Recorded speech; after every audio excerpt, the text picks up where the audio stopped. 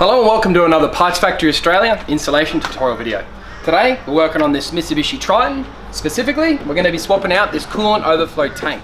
Now, as you can see here, they're notorious for basically breaking down with all of the heat cycles.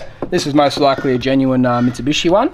I'd say it's about 9 years old, so it's done pretty well, but as you can see on the corners there, it kind of perishes. And obviously, because coolant's got a bit of a water component to it, it'll evaporate out. So you need to have this sealed. It's got to be a sealed bottle.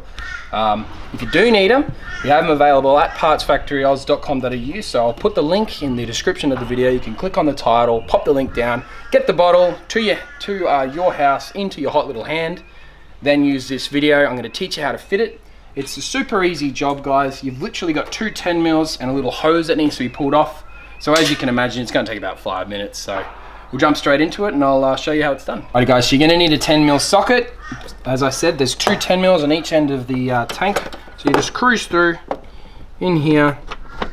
We'll get this one first. It's lefty loosey. Now you want to be careful not to drop this socket. So what you do is you get it to a hand tight, pop your wrench off, and of course finish it off with the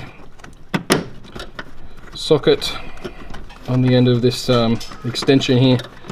Bring it right out, and as you get to the end, you just take it down and then let gravity hold it in the socket. Grab it, stick it out of your way. Same thing over here.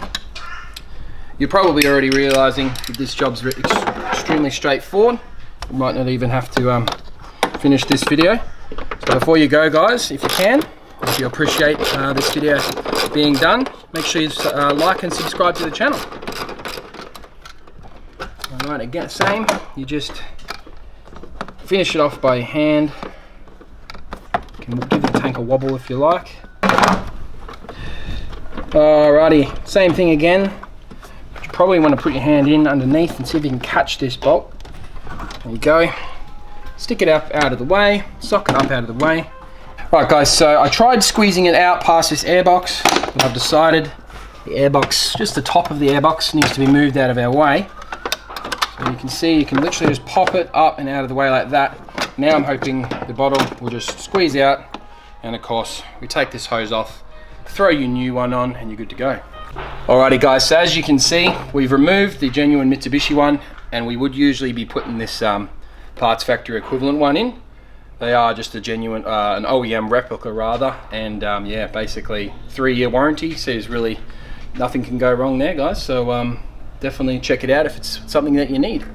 Now, as you can imagine, it's obviously the exact same procedure in reverse. I'm not going to bore you and show you how to do that, because obviously it's just 2 bolts. Put this little cap back on, fill it up with coolant, and you're good to go. Alrighty guys, so thanks for watching another Parts Factory Australia installation tutorial video. My name's Lucas, and I'll see you next time.